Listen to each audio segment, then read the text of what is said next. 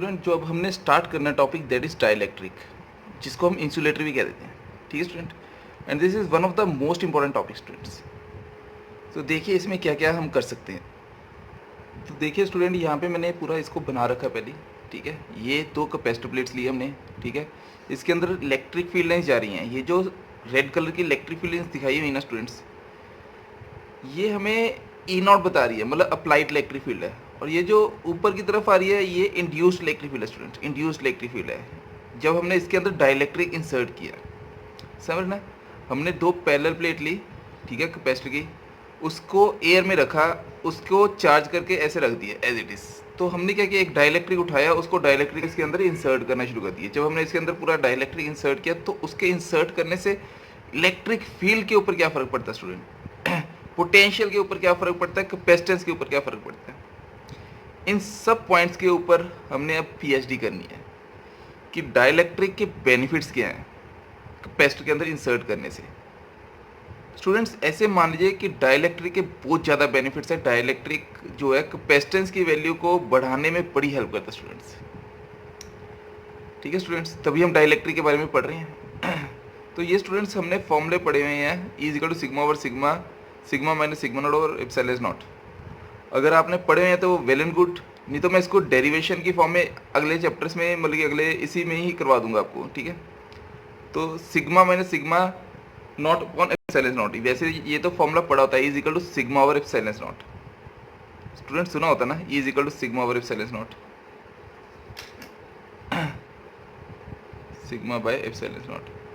तो ये उस वक्त आता है जब ये एयर की बात करते हैं, एयर की बात करते हैं, या सिग्मा माइनस सिग्मा इंड्यूस लिख देते हैं, कुछ भी वर्ड यूज़ कर सकते हैं, sigma not minus sigma induce लिख सकते हैं, तो वो सिग्मा के इक्वल बन जाता है।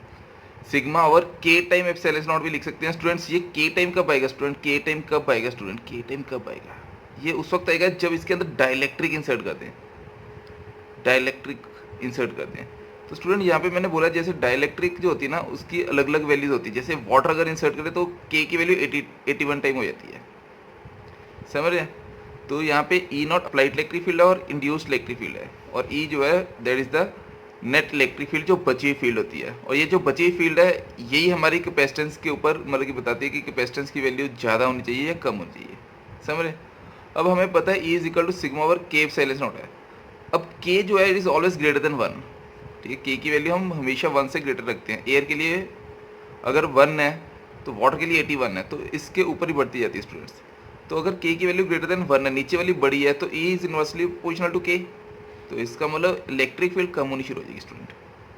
अगर इलेक्ट्रिक फील्ड कम होगी तो कैपेसिटेंस की वैल्यू बढ़ेगी, वो हम डिस्कस करेंगे अभी कि कैसे बढ़ेगी कैसे कम होगी, पर अभी के लिए ये तो हमें डायरेक्टली दिख रहा है। अब Q is equal to C V होता है student, Q is equal to C V, तो C is equal to Q by V, तो इसका मतलब वी इज इक्वल टू क्या होता है, ई डी।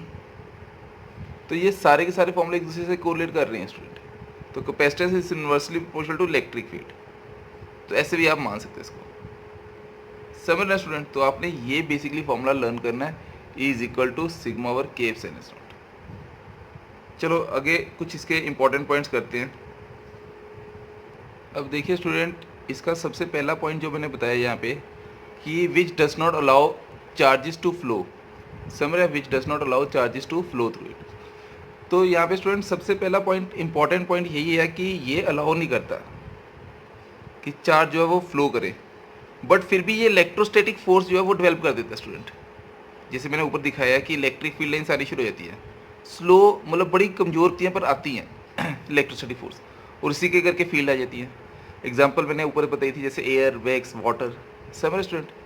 तो अब यहाँ पे देखो, इसको मैं फर्दर बाइफिकेट करूँ, अगर मैं जनरली कंडक्टर और डाइलेक्ट्रिक में डिफरेंस बताना तो कैसे बता सकते हैं स्टूडेंट, इसी डायग्राम से ही समझ लीजिए स्टूडेंट्स। जैसे हमारे पास अगर कंडक्टर है तो इसके अंदर एक कंडक्टिंग बॉडी रख दी कैपेसिटर के अंदर, तो यहाँ पे ई इंड्यूस्ड और ई नॉट ये दोनों इक्वल हो जाते हैं स्टूडेंट। और जब ये इक्वल हो जाते हैं स्टूडेंट तो हम कह देते हैं कि electric field inside a conductor is zero, electric field inside a conductor is zero, ये हमने पढ़ा हुआ है, electric field inside a conductor is zero. अगर इलेक्ट्रिक फील्ड जीरो होगी इसका मतलब ये हुआ कि जब हम डाइलेक्ट्रिक इंसर्ट करें, डाइलेक्ट्रिक इंसर्ट करें तो स्टूडेंट यहाँ पे इलेक्ट्रिक फील्ड जो है वो इक्वल नहीं होती स्टूडेंट, जो इंड्यूस्ड होती है वो थोड़ी कमज़ोर होती है स्टूडेंट, समझ ना। अप्लाइड इलेक्ट्रिक फील्ड अगर ई नॉट है तो ई इंड्यूस्ड जो है वो थोड़ी उससे कमज़ोर होगी, तो इसका net electric field is equal to E naught minus यही होगी स्टूडेंट। और ये जो बची हुई फील्ड है यही हमें चाहिए होती है स्टूडेंट, समझ रहे हैं। तो ये क्यों चाहिए होती है ये अब अगले जो टॉपिक्स आएंगे उसमें हम डिस्कस करते हैं। तो हम नेक्स्ट करते हैं डाइलेक्ट्रिक और उसकी टाइप्स, पोलर और नॉन पोलर। अब देखिए डाइलेक्ट्रिक की टाइप्स। डाइलेक्ट्रिक की टाइप्स जो है इसको हम दो पार्ट में बाइफरेट कर देते हैं। एक को हम नाम दे देते हैं पोलर और दूसरा आ जाता है नॉन पोलर, ठीक है। पोलर डाइलेक्ट्रिक और नॉन पोलर डाइलेक्ट्रिक, ठीक है। तो पोलर डाइलेक्ट्रिक में आप ऐसे मान लीजिए कि प्रोटॉन्स और इलेक्ट्रॉन्स जो ना, मतलब पॉजिटिव चार्ज और नेगेटिव चार्ज, मतलब उनका सेंटर ऑफ मास जो है वो कभी भी कोइंसाइड ना करे, समझ रहे हैं। जैसे मैं एग्जांपल लूँ कार्बन डाइऑक्साइड की, तो ये ऑक्सीजन आ गया हमारे पास, ठीक है। यहाँ पे आ गया कार्बन और यहाँ पे आ गया ऑक्सीजन, तो ये कोइंसाइड नहीं कर रहे, ये एक स्ट्रेट लाइन में आ रहे हैं। इसको ऐसे बना देते हैं हम, समझ रहे हैं। ये आपने सुना होगा, वाटर हो गया एग्जाम्पल, H2O। ये अलग अलग तरह की एग्जाम्पल आपने सुनी होंगी। जैसे वाटर में ऐसे ऑक्सीजन आ जाता है यहाँ पे, ठीक है। यहाँ पे हाइड्रोजन, यहाँ पे भी हाइड्रोजन, ठीक है। और ये ऑक्सीजन के दो नेगेटिव आ जाते हैं, हाइड्रोजन का पॉजिटिव, यहाँ पे भी हाइड्रोजन का पॉजिटिव। तो ये साथ के साथ जुड़े होते हैं ऐसे, लॉजिकली अगर देखा जाए तो ऐसे नेगेटिव चार्ज, ठीक है। और P जो है वो ऐसे बना देते हैं हम इसका, ठीक है। इसकी डायरेक्शन ऐसे और इसकी डायरेक्शन ऐसे, और ये रिजल्टेंट आ जाता है। This is how we can draw a diagram of hydrogen and oxygen means water molecule. Clear है, समझ रहे स्टूडेंट। तो ये अपने आप को इस फॉर्म में दिखाते हैं। इसको आप इस फॉर्म में लिखना कि इसका जो सेंटर ऑफ मास है, सेंटर ऑफ मास या centre of gravity of positive charge does not coincide with centre of gravity या centre of mass of negative charge, मतलब इनका सेंटर ऑफ मास कभी भी कोइंसाइड ना करे। क्लियर है। पर जो दूसरे आते हैं नॉन पोलर मॉलिक्यूल्स, ये थोड़ा उल्टा हो जाता है। यहाँ पे आपने क्या लिख देना, सेंटर ऑफ ग्रेविटी या centre of mass of positive charge coincide with centre of mass of negative charge, मतलब बिल्कुल ऑपोजिट मान सकते हैं। और इसकी अगर एग्जांपल देनी हो, इसकी एग्जांपल दे सकते हो आप H2O2, समझ रहे हैं, एटसेट्रा, H2O2 एटसेट्रा। ये सारे के सारे नॉन पोलर मॉलिक्यूल्स की एग्जांपल आ जाएगी। और इसका जो अगर आप डायग्राम देखना चाहते हो तो इस फॉर्म में बना सकते हैं इसको। ये यहाँ पे आ जाता है नेगेटिव, यहाँ पे पॉजिटिव, और इस फॉर्म में, समझ रहे। This is the example of non polar molecule. अगर हम इसको स्ट्रेच करते हैं तो ये इस फॉर्म में बन जाता है, मतलब इलेक्ट्रिक फील्ड इसके अंदर से भेजें तो अपने आप को ये स्ट्रेच कर लेता है इस फॉर्म में, और ये P बनाता है, dipole movement, induced electric dipole, समझ रहे ना। और डाइपोल की डायरेक्शन हमें पता है, that is from negative to positive होती है। स्टूडेंट हमें यहाँ तक तो पता चल गई टर्म्स।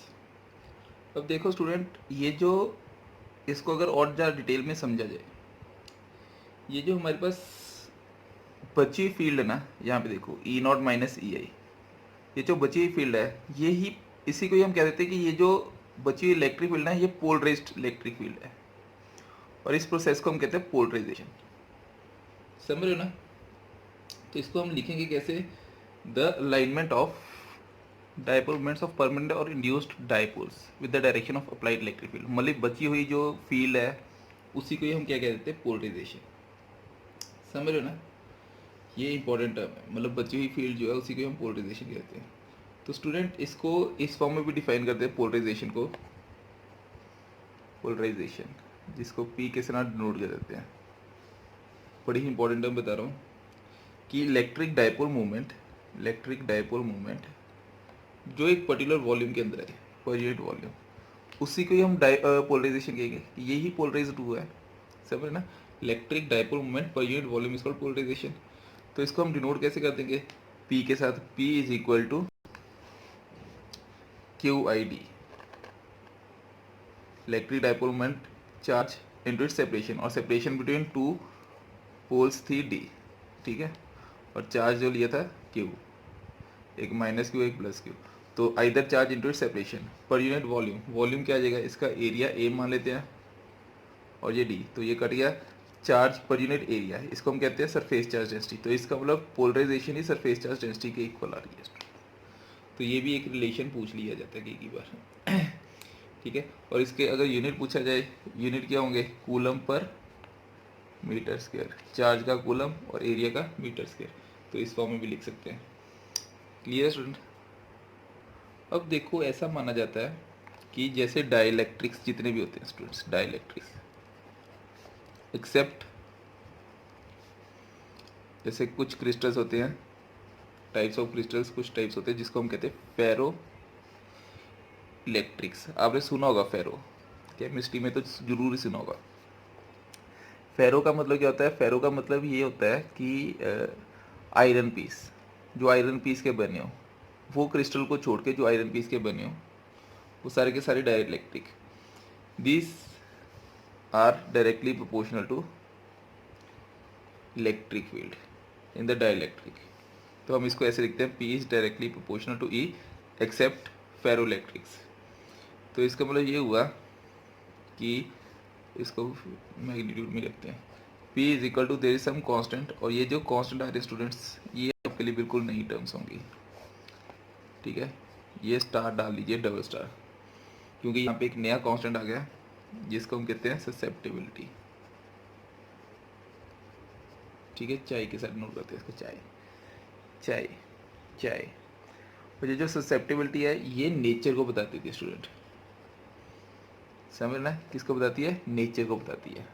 तो इसको ऐसे हम कह सकते हैं कि ससेप्टिबिलिटी वैसे तो वैक्यूम में तो ज़ीरो रहती है, ससेप्टिबिलिटी वैक्यूम में इसकी वैल्यू ज़ीरो रहती है, समझ रहे हो। This is due to the reason कि जो वैक्यूम ना, वहाँ पे कोई भी मॉलिक्यूल जो है वो, उसका जो चार्ज होता है वो डिस्प्लेस नहीं करता अपने आप को, समझ रहे हो ना। इसको ऐसे लिख दो, this is due to the reason that in vacuum there are no molecules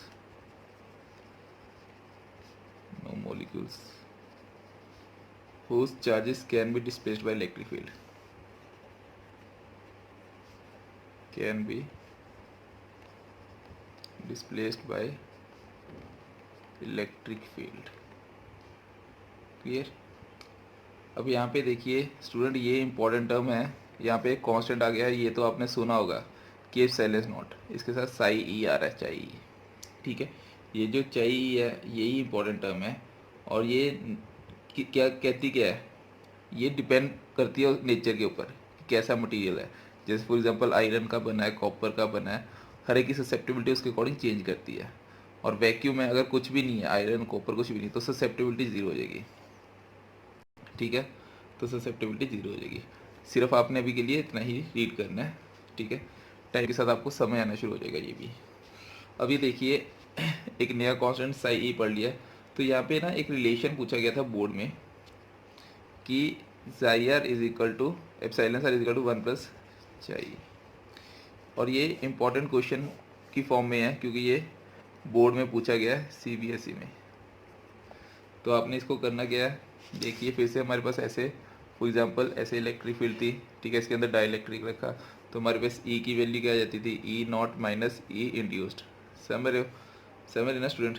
इसको आप ऐसे भी हेडिंग डाल सकते हैं डाइलेक्ट्रिक कांस्टेंट के साथ, डाइलेक्ट्रिक कांस्टेंट एंड कैपेसिटेंस, ठीक है, या relation between psi and epsilon R. तो यहाँ पे ये समझ आ गई टर्म। अब यहाँ पे जो इंड्यूस्ड इलेक्ट्रिक फील्ड है, इंड्यूस्ड इलेक्ट्रिक फील्ड है, इसकी जो वैल्यू होती है वो क्या होती है, सिग्मा ओवर एप्सिलॉन नॉट, ये हमने पढ़ा है। ये देखो जैसे इलेक्ट्रिक फील्ड है, ये प्लेट के लिए इसकी वैल्यू क्या थी, सिग्मा ओवर एप्सिलॉन नॉट, ये हमने पीछे पढ़ चुके हैं, sigma over 2 epsilon naught, sigma over 2 epsilon naught, तो सिग्मा ओवर एप्सिलॉन नॉट रह जाता था। तो इसका मतलब सिग्मा जो था पीछे हमने पढ़ा है कि वो भी P के इक्वल था, पोलराइजेशन के इक्वल है, ठीक है, P upon epsilon S not. तो पी जो है वो किसके इक्वल है, एप्सिलॉन एस नॉट चाई ई divide by epsilon S not. तो ये कट गया, तो हमारे पास क्या बच गया, चाई ई। क्लियर। तो इसका मतलब ये हुआ ई की वैल्यू जो है that is equal to E naught minus E induced की जगह हमने पुट कर दिया चाहे ई। क्लियर। तो यहाँ पे ये क्या बचेगा अब ये ई प्लस चाहे E is equal to E naught. तो अगर मैं ई कॉमन ले लूँ तो 1 प्लस चाहे E is equal to E naught. तो इसका मतलब E naught divide by E, ये ई नीचे ले आया 1 प्लस चाहे E. This is how we can calculate the value of this term. और ये एप्सिलॉन नॉट और एप्सिलॉन जो है वो के इक्वल होता है या फिर एप्सिलॉन आर के इक्वल होता है। तो इसका मतलब एप्सिलॉन आर की value that is equal to 1 plus चाहे, यही हमने प्रूफ करना था स्टूडेंट्स, समझ रहे हैं। और ये जो क्वांटिटी ना 1 प्लस चाहे ये कांस्टेंट क्वांटिटी है, this is a constant quantity. ठीक है, और इसको हम कहते हैं रिलेटिव परमिटिविटी। इसके इक्वल है तभी हम इसको रिलेटिव परमिटिविटी या डाइलेक्ट्रिक कांस्टेंट भी कह देंगे। तो ये रिजल्ट समझ आ गया हमें कि एप्सिलॉन आर के इक्वल होती है 1 टाइम, मतलब ये जो चाई ई है वो एप्सिलॉन आर से छोटी टर्म है सबसे पहले। इट इज़ लेस देन, ज़्यादा से ज़्यादा ये इक्वल कर सकते हैं स्पेशल कंडीशन में। वैसे ये क्या रहेगी, psi R is greater then, is always greater then चाई। ये एक इम्पॉर्टेंट रिजल्ट है। क्लियर है यहाँ पे। अब इसके बाद देखो, इससे यहाँ से ये भी रिजल्ट हमें पता चल रहा है कि ई जो है ई वो भी लेस होगा ई नॉट से, क्योंकि epsilon R is greater than 1। अगर एप्सिलॉन आर ग्रेटर देन 1 है तो इसका मतलब E naught divide by E greater than 1, तो इसका मतलब E less than E naught. Clear. तो यहाँ पे देखें इसके बाद स्टूडेंट बोर्ड में ना ऐसे भी पूछा गया था एक बार क्वेश्चन कि अगर चाई ई वैक्यूम में पड़ा हुआ है तो बताओ रिलेटिव परमिटिविटी की वैल्यू क्या रहेगी। तो स्टूडेंट अब तो आपको समझ आ गया होगा उसकी वैल्यू 1 आएगी। वो क्यों 1 आएगी, इस रिलेशन को याद कर लीजिए। ठीक है, या इस रिलेशन को याद कर लीजिए। ठीक है, ऐसा क्वेश्चन अगर पूछा जाए तो ऐसे बता सकते हो, समझ रहे हैं। अब देखिए स्टूडेंट, अगर इसको इन टर्म्स ऑफ पोटेंशियल बताना हो तो यहाँ पे देखिए कैसे बताओगे पोटेंशियल की फॉर्म में। अब हमें ये तो पता है कि जो पोटेंशियल होता है ना, potential V naught which is equal to E naught E के इक्वल आता है, और वी जो होगा वो ई डी के इक्वल आएगा। ठीक है। अब यहाँ पे वी नॉट जो है ना वो पोटेंशियल उस वक्त था जब डाइलेक्ट्रिक इंट्रोड्यूस नहीं किया, और वी उस वक्त पोटेंशियल जब डाइलेक्ट्रिक इंट्रोड्यूस कर दिया। तो दोनों को हम डिवाइड कर देते हैं, V naught divide by V is equal to E naught D divide by E D. तो डी डी कट गया, तो E naught divide by E ही बचा। तो ये भी किसके इक्वल आ गया, that is equal to epsilon R. समझ रहे। तो ये पीछे वाला रिजल्ट ही बन गया। तो यहाँ से आप ये भी बता सकते हो, अब हमें पता है epsilon R is greater than 1, तो V naught divide by V is greater than 1, तो V naught is greater than V. ठीक है, इसका मतलब ये हुआ the potential difference between the plates, potential difference between the plates is reduced by introducing dielectric plates, dielectric between the plates of charged parallel plate capacitor। और ये पूछा जाता है क्वेश्चन, समझ रहे हैं। पोटेंशियल जब हम डाइलेक्ट्रिक इंट्रोड्यूस करते हैं, देखो जब हमने डाइलेक्ट्रिक इंट्रोड्यूस किया इलेक्ट्रिक फील्ड के ऊपर क्या फ़र्क पड़ा, इलेक्ट्रिक फील्ड की वैल्यू जो थी E naught initial value it is greater than E, या ऐसे कह सकते हैं डाइलेक्ट्रिक इंट्रोड्यूस करने के बाद इलेक्ट्रिक फील्ड की वैल्यू कम हुई और पोटेंशियल की वैल्यू भी कम हुई। फिर से देखिए, जब हमने डाइलेक्ट्रिक इंट्रोड्यूस किया, डाइलेक्ट्रिक को इंट्रोड्यूस किया, ये कीवर्ड ये नोट डालो, when we introduce dielectric between parallel plate capacitor, ऐसे डाइलेक्ट्रिक को इंसर्ट किया तो पोटेंशियल की वैल्यू डिक्रीज करेगी। ठीक है, और इलेक्ट्रिक फील्ड की वैल्यू भी डिक्रीज करेगी, समझ रहे हैं। अब कैपेसिटेंस की वैल्यू के ऊपर क्या फ़र्क पड़ेगा, तीसरा पॉइंट ये भी देख लेते हैं। ठीक है, अब हमें पता है सी नॉट जो था इनिशियल मान लिया क्यू नॉट, या चार्ज तो सेम ही था Q divide by V naught, और and C is equal to Q by V. जब डाइलेक्ट्रिक इंट्रोड्यूस की वो होती है कैपेसिटर की, तो C divide by C naught कर दिया, तो Q divide by V into Q naught divide by V naught, Q divide by V naught sorry, तो ये कट गया, तो हमारे पास आ गया we naught divide by V. अब V naught divide by V जो है that is equal to epsilon R था, जैसे पीछे किया, तो इसका C divide by C naught is equal to epsilon R. अब फिर से देखो student, epsilon R is always greater than 1, तो इसके बाद C greater than C naught. अब इस केस में कैपेसिटेंस की वैल्यू बढ़ रही है, समझ रहे हैं? तो फिर से देखिए, इसको अब रिलेट कीजिए, जब हमने डाइलेक्ट्रिक को इंट्रोड्यूस किया, इलेक्ट्रिक फील्ड की वैल्यू कम हुई, पोटेंशियल की वैल्यू कम हुई, पर कैपेसिटेंस की वैल्यू बढ़ रही है, तो इसका अलावा हमें फ़ायदा मिला। This is the benefit of dielectric. When we insert dielectric in between the parallel plate capacitor, तो हमें कैपेसिटेंस ज़्यादा मिलती है, और हमें जितनी ज़्यादा कैपेसिटेंस मिलेगी उतना ही हमारे लिए वो बेटर कैपेसिटर कहलाएगा। सब मेरे स्टूडेंट्स, अब देखिए नेक्स्ट डाइलेक्ट्रिक स्ट्रेंथ। तो डाइलेक्ट्रिक स्ट्रेंथ क्या होती है? It is a maximum potential gradient, potential gradient means delta we by delta, maximum potential gradient negative में आता है, that can exist, maximum potential gradient that can exist in a material without its electrical breakdown.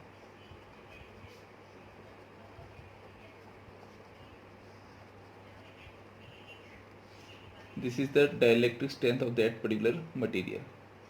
तो यहाँ पे maximum potential gradient that can exist material without electrical breakdown, तो इसका unit जो आएगा दैट इज वोल्ट पर मीटर।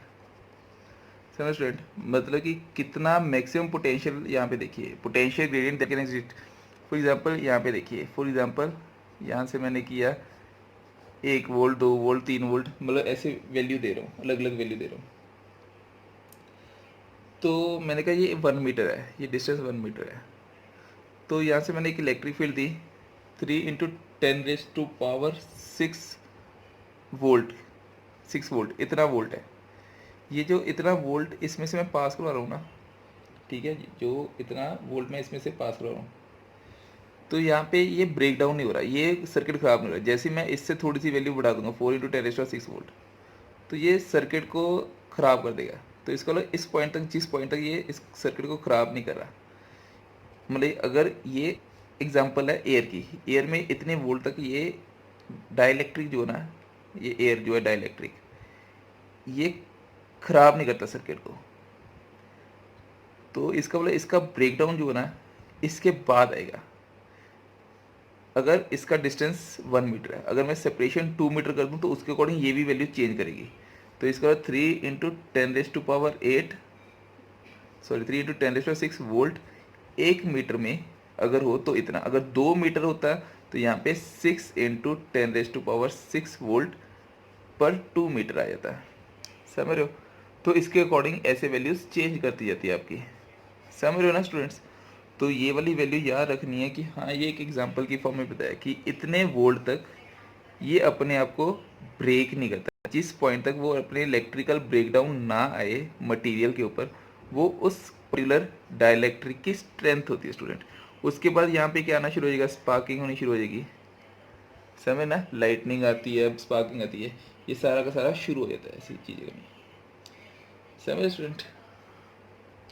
तो देखिए next derivation of parallel plate capacitor. तो मैंने कहा कि पैरेलल प्लेट कैपेसिटर के अंदर हम 2 कंडीशन से ये डेरिवेशन करेंगे। एक तो बात हमने, एक में हमने करना है इंसर्टिंग कंडक्टिंग स्लैब, और एक बार हमने करना है इंसर्टिंग डाइलेक्ट्रिक स्लैब। 2 कंडीशंस करनी है, ठीक है, 2 कंडीशंस करनी है। सबसे पहले हम करेंगे कि डाइलेक्ट्रिक स्लैब हम इंट्रोड्यूस करें, ठीक है, dielectric slab. Dielectric slab introduce करने से कैपेसिटेंस के ऊपर क्या फ़र्क पड़ेगा? Clear, this is one of the most important derivation for board point of view as well as in competition point of view. For example हमारे पास ऐसे चार्जेस थे, पॉजिटिव चार्ज, यहाँ पे टाइम वेस्ट नहीं करते, सीधा पॉइंट पे आते हैं। यहाँ पे मैंने क्या किया, एक डाइलेक्ट्रिक इस कैपेसिटर को चार्ज करके यहाँ पे रख दिया। तो मैंने क्या किया, एक डाइलेक्ट्रिक स्लैब ली और इसको इसके अंदर इंसर्ट कर दिया। ठीक है, डाइलेक्ट्रिक स्लैब इंट्रोड्यूस करने से ये डायरेक्शन आ गई अपनी अप्लाइड इलेक्ट्रिक फील्ड, ऐसे this is the direction of electric field, समझिए। और ये जो डायरेक्शन आई इसको हमने कह दिया ये ई इंड्यूस्ड आ गया, क्लियर। और ये एक्सटर्नल बची हुई इलेक्ट्रिक फील्ड को मैंने लिख दिया ई। और यहाँ पे ई जो है हमें पता है, ई की वैल्यू जो है that is equal to E naught minus E I होती है स्टूडेंट, ये हमने पीछे पढ़ी थी समझ गए। फॉर एग्जांपल इसकी जो सेपरेशन थी between two plates is D और इसकी जो थिकनेस है वो टी है, क्लियर। अगर इस फॉर्म में हमें पता है ये सारी की सारी कंडीशन, तो पीछे हमने सॉल्व किया था कि epsilon R is equal to E naught divide by E, समझ रहे हैं। इसको सॉल्व भी किया था हमने, याद ना स्टूडेंट। तो इस फॉर्म में हमने इसे निकाला था, ठीक है। अब यहाँ पे देखिए स्टूडेंट, मैं यहाँ से स्टार्ट करता हूँ। अब फॉर एग्जांपल मैंने अगर बात करूँ पोटेंशियल की, सीधा पोटेंशियल से स्टार्ट करते हैं। इसके अंदर जो पोटेंशियल होगा स्टूडेंट, पोटेंशियल होगा वो कितना होगा। मैंने फॉर एग्जांपल इसको यहाँ से अर्थिंग कर दिया, ठीक है, अर्थिंग कर दिया। तो जो पोटेंशियल होगा ना V इज इक्वल टू ये होगा, या V naught is equal to E naught D, समझ रहे। V naught is equal to E naught D.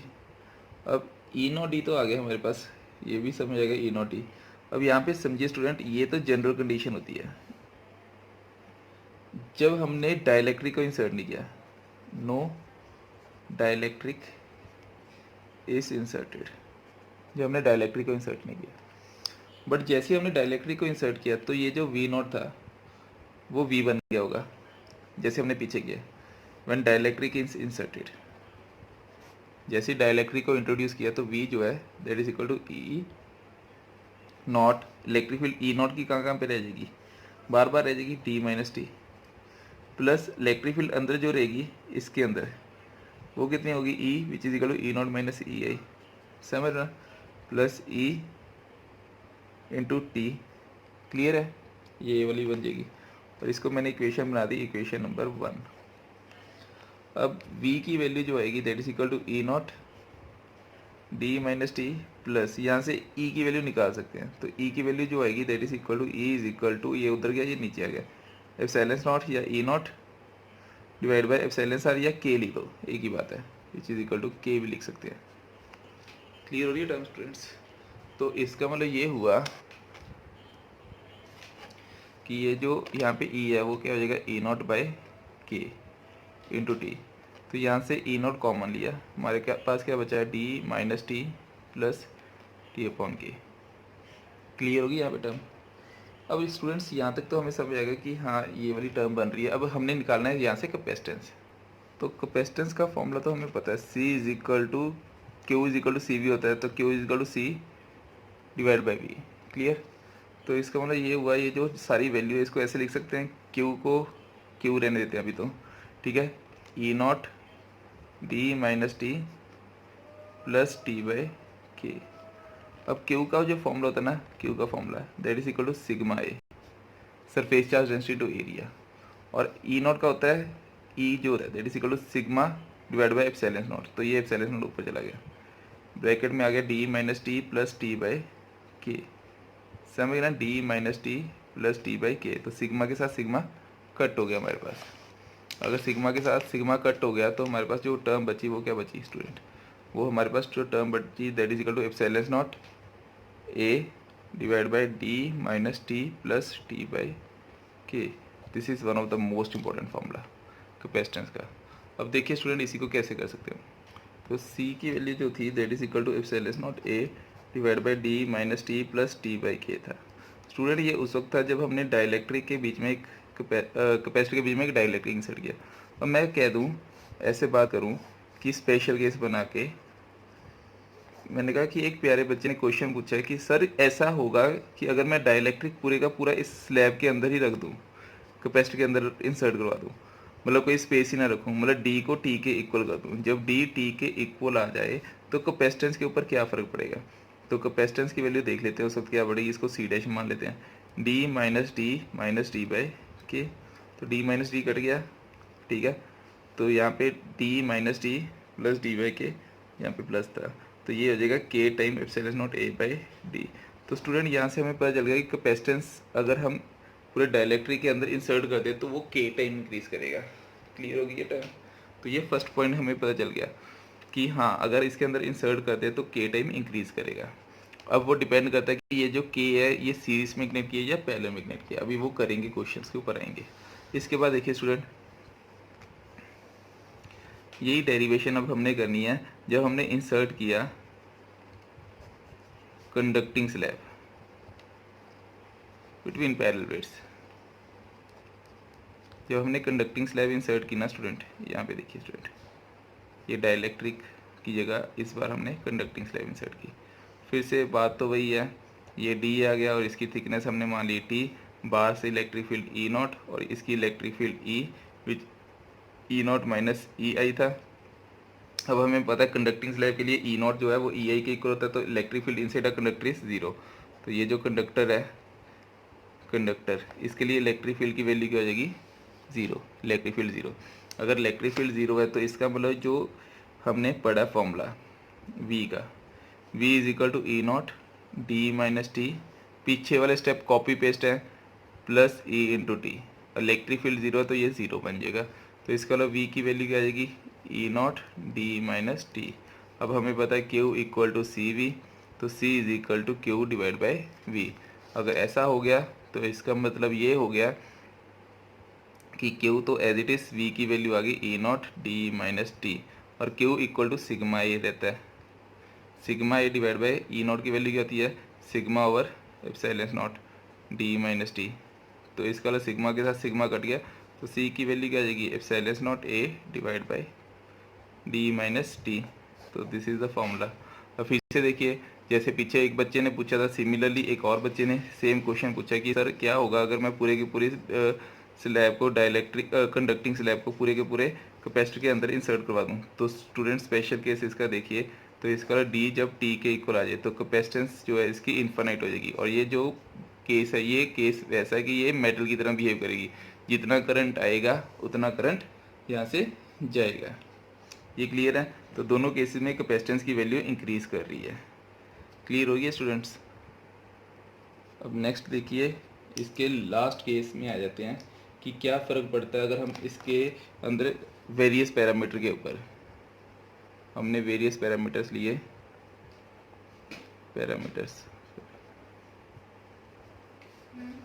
Various parameters में क्या आएगा, तो यहाँ पे जो पैरामीटर्स हैं, जैसे कि मैं बात करूँ कि मैंने एक इस फॉर्म में किया, ठीक है, ये effect of dielectrics on various parameters, dielectric है, डाइलेक्ट्रिक के ऊपर आप बिल्कुल पकड़ बना लीजिए अब अपनी, ठीक है।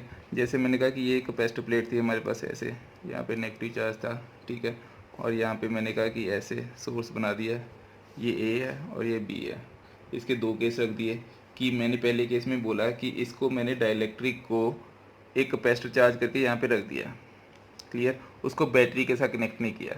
जब बैटरी के साथ कनेक्ट नहीं किया, ठीक है, बैटरी के साथ कनेक्ट नहीं किया, तो उस वक्त इसकी जब बैटरी के साथ कनेक्ट नहीं किया, बैटरी इसकी डिसकनेक्टेड है, ठीक है, बैटरी के साथ कनेक्ट नहीं किया, उस केस में यहाँ पे चार्ज मान लिया मैंने क्यू नॉट, पोटेंशियल मान लिया वी नॉट, इसकी एनर्जी मान ली, इलेक्ट्रिक फील्ड मान ली ई नॉट और एनर्जी मान ली यू नॉट, ठीक है, और यहाँ पे एयर है, इलेक्ट्रिक फील्ड ई नॉट जा रही है, ऐसे मान लिया मैंने। तो इसका मतलब यहाँ पे जो क्यू नॉट होगा, तो इसका मतलब ये हुआ जो क्यू नॉट होगा इसका, यहाँ पे क्यू नॉट की वैल्यू जो होगी that is equal to C naught V naught, clear, और ई नॉट की वैल्यू जो है Q is equal to C V initially, E is equal to V naught divide by D, बिल्कुल basic. U naught की value क्या रहेगी, U naught is equal to half C naught V naught square, clear. अब student यहाँ पे हमने ए रखा था, अब जब बैटरी भी कनेक्ट नहीं की थी और एयर रखा हुआ था, अब हमने क्या किया, बैटरी डिस्कनेक्टेड ही है और हमने डाइलेक्ट्रिक इंट्रोड्यूस कर दिया, डाइलेक्ट्रिक को इंट्रोड्यूस कर दिया, ठीक है। व्हेन डाइलेक्ट्रिक इज इंट्रोड्यूस्ड, जब फाइनल कंडीशन देखो फिर क्या बनेगी, ये इसकी इनिशियल कंडीशन है, ठीक है, जब हमने डाइलेक्ट्रिक को इंट्रोड्यूस नहीं किया, ठीक है, डाइलेक्ट्रिक को इंट्रोड्यूस नहीं किया, ठीक है, जब हमने डाइलेक्ट्रिक को इंट्रोड्यूस नहीं किया। अब डाइलेक्ट्रिक को इंट्रोड्यूस कर दिया, जैसे हमने डाइलेक्ट्रिक को इसके अंदर इंट्रोड्यूस किया तो सारे के सारे फैक्टर्स चेंज हो गए स्टूडेंट्स, सारे के सारे फैक्टर चेंज हो गए। अब हमने सारे फैक्टर पीछे कर लिए हैं, क्योंकि चार्ज की वैल्यू तो क्यू नॉट ही रहेगी। सबसे पहला पॉइंट करते हैं चार्ज, चार्ज तो चार्ज में देखिए स्टूडेंट, सबसे पहले चार्ज में तो क्यू की वैल्यू जो है that is equal to Q naught ही रहेगी। क्यू नॉट रहेगी क्योंकि बैटरी जो है वो डिसकनेक्टेड है और चार्ज कंजर्व रहेगा। क्लियर। दूसरा केस ले लिया हमने इलेक्ट्रिक फील्ड। इलेक्ट्रिक फील्ड के ऊपर क्या फ़र्क पड़ेगा, अब हमने इलेक्ट्रिक फील्ड का भी फॉर्मूला पीछे कर लिया, E is equal to E naught by K, समझ गए। तो के की वैल्यू जो है वो क्या हो जाएगी, ई नॉट बाई ई। तो यहाँ पे देखिए, अगर के की वैल्यू है, मैंने बताया कि इट इज़ ग्रेटर देन 1, तो इलेक्ट्रिक फील्ड की वैल्यू क्या हो जाएगी, दैट इज़ लेस देन 1। अगर ई लेस देन 1 मतलब E less than E not हो गया, तो इलेक्ट्रिक फील्ड जो है वो क्या करेगी, डिक्रीज करेगी। सिमिलरली थर्ड पॉइंट के ऊपर बढ़ते हैं, जब हमने इसके बीच में पोटेंशियल डिफरेंस फाइंड करना है। अब पोटेंशियल डिफरेंस का फॉर्मूला पता है, V is equal to E D, ठीक है, और E जो है ये फाइनल कंडीशन है, जब इलेक्ट्रिक डाइलेक्ट्रिक इंट्रोड्यूस किया तो पोटेंशियल V आ गया होगा, तो E जो है that is E naught by के होती है इंटू डी, तो इसका मतलब ई नॉट डी जो है that is V naught by K. तो यहाँ पे भी क्या हो रहा है, पोटेंशियल जो है ये के इज ग्रेटर देन 1, तो V इज इन्वर्सली प्रोपोर्शनल टू के, तो के ग्रेटर देन 1 है तो V लेस देन 1 हो जाएगा, इसका मतलब V less than V naught. तो यहाँ पे भी पोटेंशियल क्या हो रहा है, वो भी क्या कर रहा है, डिक्रीज। चौथा पॉइंट देखो, कैपेसिटेंस। कैपेसिटेंस के ऊपर क्या फ़र्क पड़ेगा, C is equal to Q by V रहता है, तो इसका मतलब Q naught divide by V हो जाएगा। अब V की वैल्यू जो है वो क्या थी, V की वैल्यू थी we naught divide by K, तो के टाइम ये इंक्रीज कर जाएगा, के नाइट सी नॉट, तो इसके बाद कैपेसिटेंस की वैल्यू जो है वो क्या करेगी, इंक्रीज करेगी। ये सारे के सारे केसेस हमने पीछे डिस्कस कर लिए थे। अब लास्ट केस इसका आ जाएगा एनर्जी स्टोर्ड, एनर्जी स्टोर्ड। अब एनर्जी स्टोर्ड में भी देख लीजिए स्टूडेंट, यू का formula that is equal to half C V square, half C की value that is equal to K C naught, और वी की वैल्यू क्या थी, वी नॉट बाई के का होल स्क्वायर, तो इसका मतलब K time C naught into V naught square divide by K square, तो के साथ के कट गया, तो यू की वैल्यू भी क्या होगी, half C naught V naught square into 1 by K. तो इसका मतलब ये भी वैल्यू क्या करेगी, यू की वैल्यू भी क्या करेगी, डिक्रीज करेगी, क्योंकि के इज़ ग्रेटर देन 1, समझ रहे, और ये इन्वर्सली प्रोपोर्शनल है। यहाँ तक समझ आ गया होगा। अब इसी का ही पार्ट देखिए, एक और लास्ट जो है, बिल्कुल लास्ट पार्ट, जब हमने बैटरी के साथ इसको कनेक्ट कर दिया, बैटरी के साथ कनेक्ट कर दिया, अभी बैटरी के साथ कनेक्ट नहीं किया था, फिर से वही इनिशियल कंडीशन ले लेते हैं। इनिशियल कंडीशन में वही कैपेसिटर लिया, ठीक है, इसका charge Q naught, potential V naught, electric field E naught, initial energy U naught, E यहाँ पे ई नॉट इलेक्ट्रिक फील्ड दे रहे हैं और ये एयर है, ठीक है, ये बैटरी के साथ कनेक्ट कर दिया इस बार, ठीक है। कैपेसिटर पहले फिर से वही इनिशियल कंडीशन, जब हमने डाइलेक्ट्रिक इंट्रोड्यूस नहीं किया, जब हमने डाइलेक्ट्रिक इंट्रोड्यूस नहीं किया, तो उस वक्त हमारे पास Q naught, E naught, V naught, C naught और यू नॉट था। फाइनली कंडीशन ले ली कि जब हमने इंट्रोड्यूस किया तो पोटेंशियल डिफरेंस की वैल्यू जो है V is equal to V naught रहेगी, क्योंकि बैटरी कनेक्ट की है तो पोटेंशियल जो है वो क्या हो जाएगा, कांस्टेंट हो जाएगा। बैटरी कनेक्ट किया है, क्योंकि यहाँ पे लिख देना बैटरी इज कनेक्टेड, क्लियर। उसके बाद कंडीशन देखो, this is the first point. Second point आपने लिखना है इलेक्ट्रिक फील्ड। अब देखो पोटेंशियल अगर कांस्टेंट है तो ई भी जो है वो भी कांस्टेंट हो जाएगा, क्योंकि ई इज इक्वल टू क्या होता है, V by D, E is equal to V by D which is equal to V naught by D, तो दोनों बराबर आ जाएंगे। थर्ड इज ये भी कांस्टेंट आ जाएगी, पोटेंशियल कांस्टेंट तो इलेक्ट्रिक फील्ड भी कांस्टेंट। तीसरा इज कैपेसिटेंस। कैपेसिटेंस के ऊपर क्या फ़र्क पड़ेगा, capacitance C is equal to that is equal to C naught epsilon naught A divide by D minus T plus T by K, ये वाला फॉर्मूला हमने पढ़ा है। जब डी टी के इक्वल आ जाता था स्टूडेंट, स्पेशल केस था, ठीक है, डाइलेक्ट्रिक और कंडक्टिंग स्लैब के बाद केस में, तो ये के टाइम सी नॉट बन जाता था, तो यहाँ पे स्टूडेंट यही याद रखना कि कैपेसिटेंस की वैल्यू जो है वो भी क्या करेगी, इंक्रीज़ करेगी। जब डाइलेक्ट्रिक इंट्रोड्यूस करते हैं वो कितने टाइम करेगी, के टाइम इंक्रीज़ करेगी। स्पेशल केस किया था जब हमने, याद करो, D is equal to T था। क्लियर है स्टूडेंट, कैपेसिटेंस वो भी बढ़ेगी। अब चौथा केस देखो, फोर्थ केस इज चार्ज। अब चार्ज के साथ क्या फ़र्क पड़ेगा, Q equal to C V रहता है, तो सी की value K time C naught, V की वैल्यू वी नॉट, ठीक है, तो ये के टाइम क्यू नॉट हो जाएगा। तो चार्ज भी यहाँ पे इंक्रीज़ कर रहा है। Last case is energy store,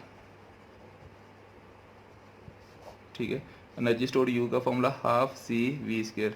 अब यहाँ पे देखो हाफ सी की वैल्यू क्या है, दैट इज़ के टाइम सी नॉट, और वी की वैल्यू क्या है, वी नॉट स्क्र।